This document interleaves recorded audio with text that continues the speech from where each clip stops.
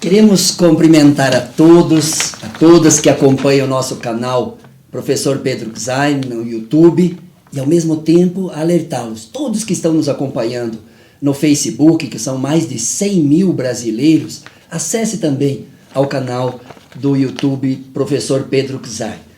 E não esqueça sempre de acessar lá e também se comunicar conosco.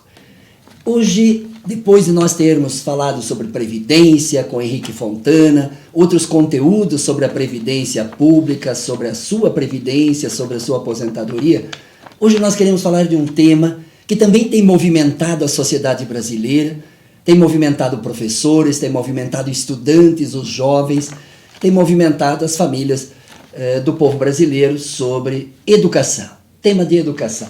E aí não tinha outra pessoa mais querida desse tema, preparada, com experiência, reitora da Universidade de Juiz de Fora, nossa colega deputada federal, professora universitária, presidente da Frente Parlamentar em Defesa das Universidades Públicas, Margarida Salomão. Olha que alegria tê-la, você sabe o quanto eu tenho de admiração da sua trajetória acadêmica, na área da ciência, na área da tecnologia, e defensora da ciência e tecnologia para um país como o nosso Brasil, e também aqui como colega deputada federal.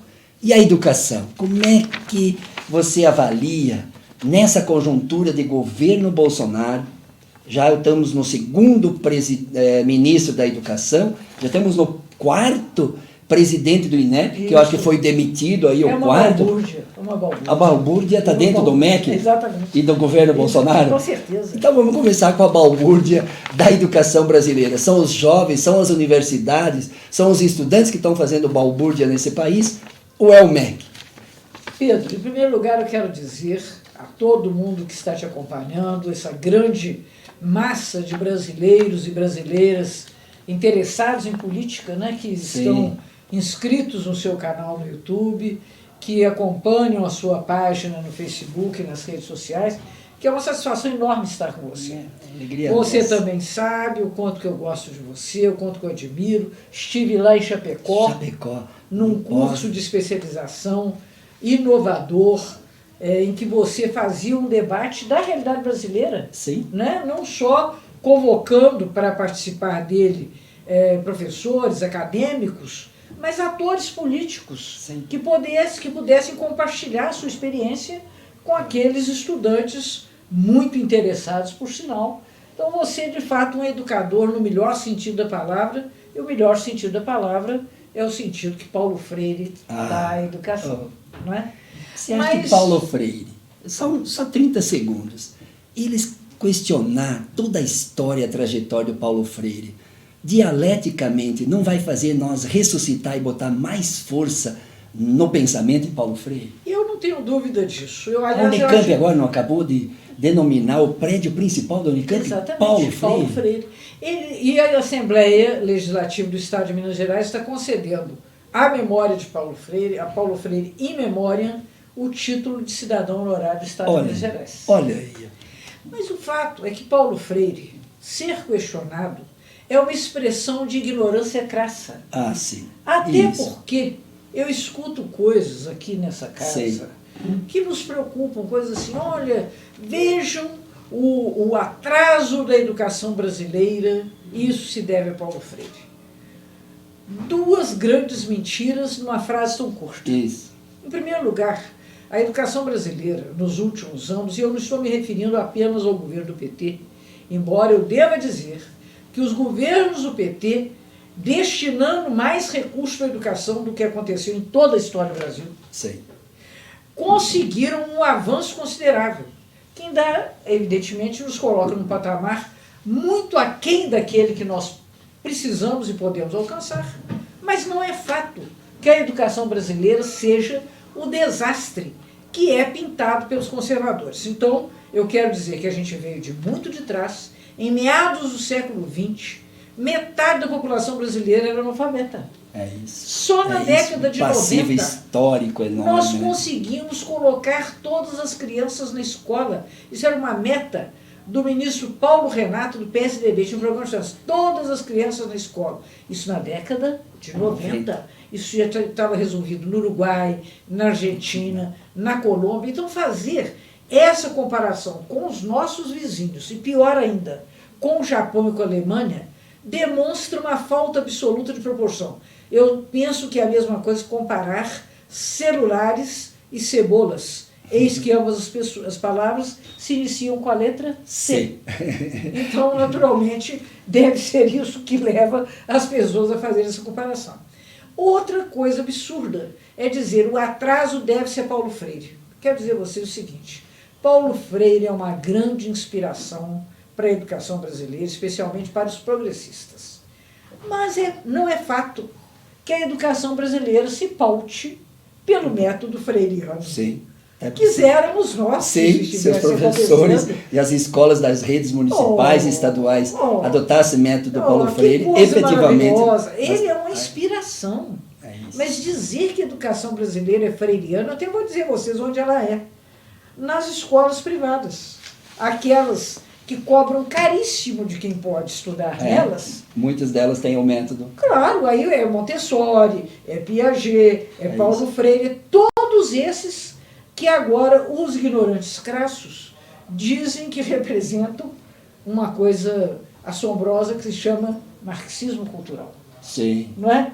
Então, o fato é que eu quero aqui, nesse momento, mais uma vez, prestar homenagem a Paulo Freire, de todos os intelectuais brasileiros, o mais citado mundialmente, o mais reconhecido pelas grandes universidades estrangeiras e, ao mesmo tempo, dizer a educação brasileira, a sociedade brasileira tem um débito histórico com a educação. Mas é fato também que nós, nos últimos anos, desde a nova Constituição de 88, desde a LDB, desde os governos eleitos democraticamente, e especialmente desde a intervenção fortíssima que o PT fez na área de educação, nós caminhamos muito. É claro que há muita coisa a se fazer, mas deixar de reconhecer isso é um equívoco enorme. E como eu sempre digo, Pedro, time que não comemora os gols que marca acaba perdendo o jogo.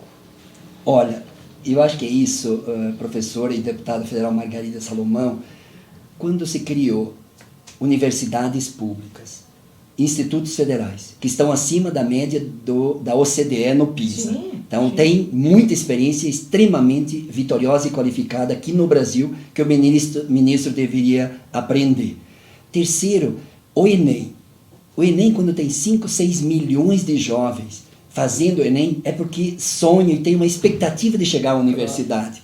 Porque a educação se transformou na agenda política de uma geração brasileira com esses incentivos de criar universidade, institutos, ProUni, FIES. E agora, os cortes na educação. Não é a frustração dessa expectativa.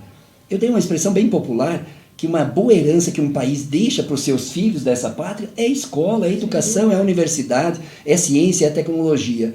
Os cortes e a mobilização das ruas não é quase que uma perspectiva de frustração, de estelionato a um horizonte que estava se construindo no país? Olha, eu não tenho um adjetivo mais leve do que criminoso. Criminoso, né? Eu acho estes cortes criminosos.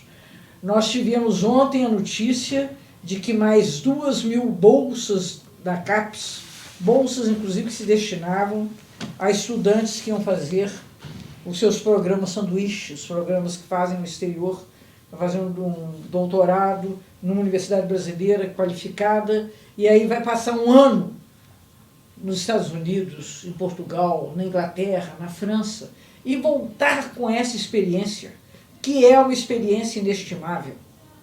É exatamente, são essas bolsas que foram cortadas. Você fez pós-doutorado Eu fiz doutorado na Universidade da Califórnia, em Berkeley, por isso eu sei.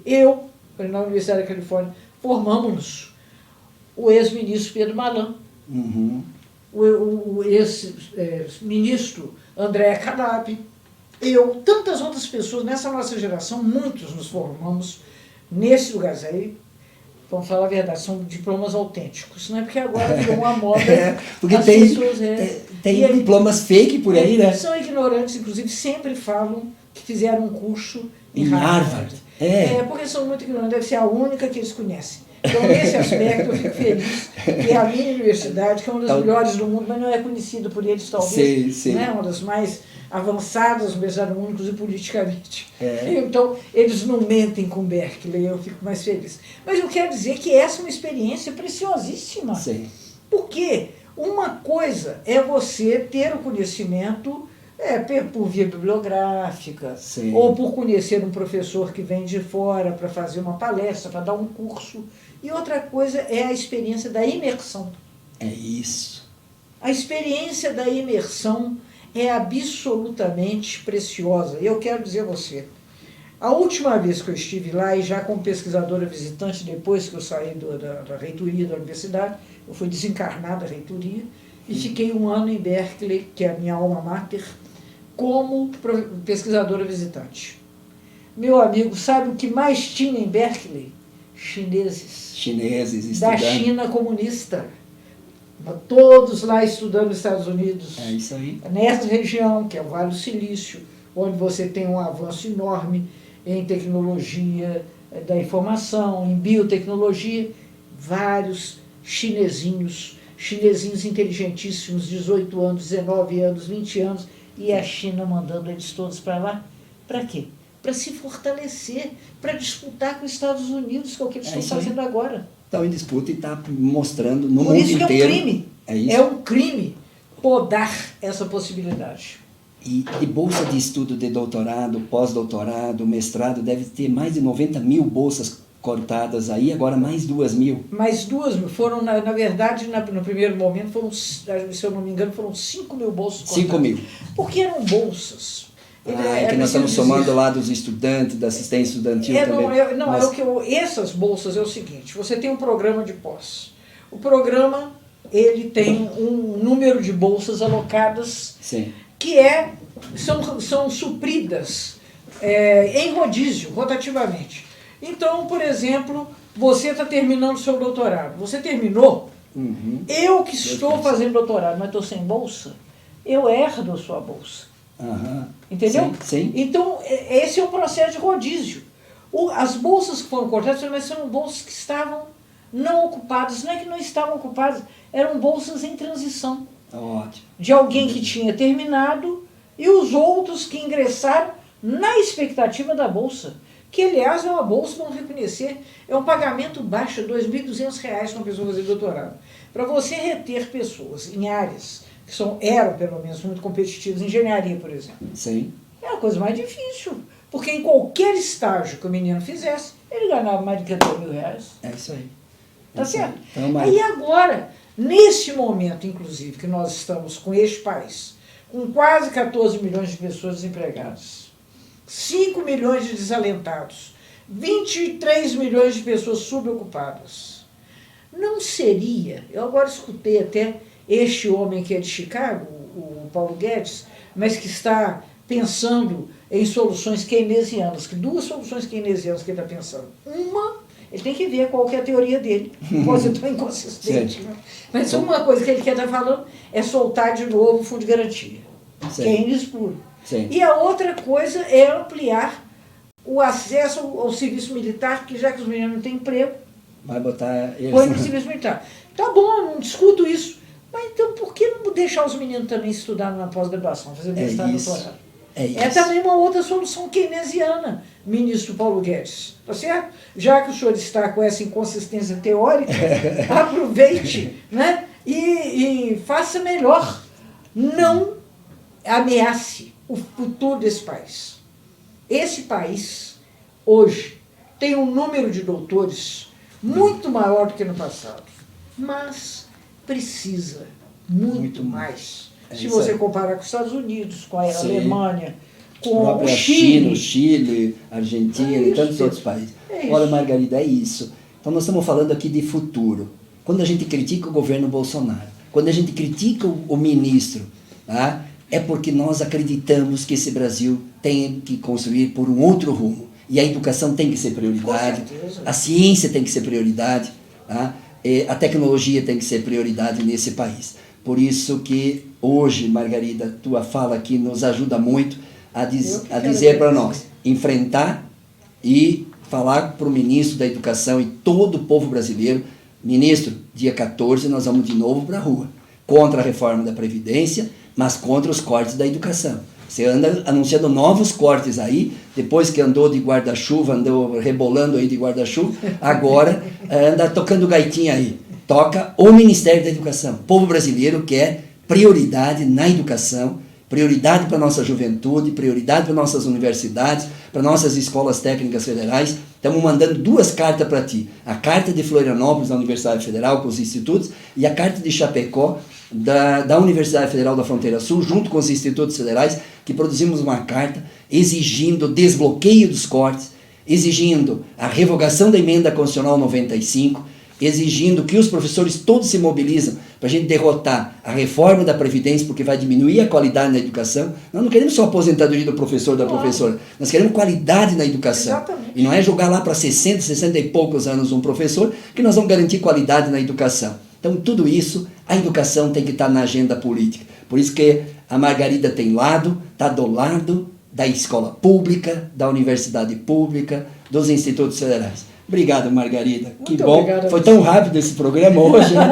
Obrigado, Margarida. Obrigada a você, professora, doutora, ex-reitora e nossa presidente da Frente Parlamentar das universidades públicas, para que a juventude brasileira lute para ter o direito a estudar. Educação é um direito, não é uma mercadoria, e o governo, o Estado brasileiro tem que conquistar, tem que conceder esse direito à nossa juventude e às nossas crianças. Educação é futuro. Um abraço para vocês e não esqueça acessar o nosso canal do YouTube, Professor Pedro Czai.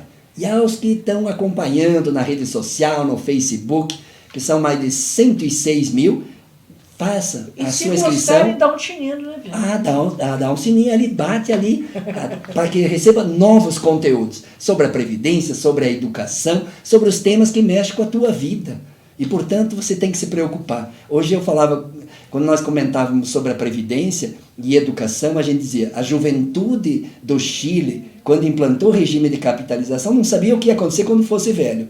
Os jovens brasileiros já sabem o que vai acontecer. Se aprovar a reforma da Previdência, vai ser um velho empobrecido. E se continuar cortando a educação, vai comprometer o futuro desse país. Cortar o orçamento da educação é cortar o futuro da juventude. Cortar o orçamento da educação é cortar o futuro do Brasil. E nós defendemos o Brasil enquanto o Bolsonaro beija a bandeira dos americanos, nós queremos o Brasil para os brasileiros. Um abraço a todos. Obrigado, Margarida. Obrigado a você, meu caro.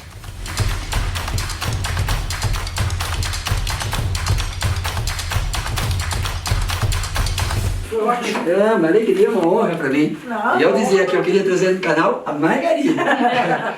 Não, foi bom demais, eu gostei demais, foi ótimo. E vamos aprendendo junto.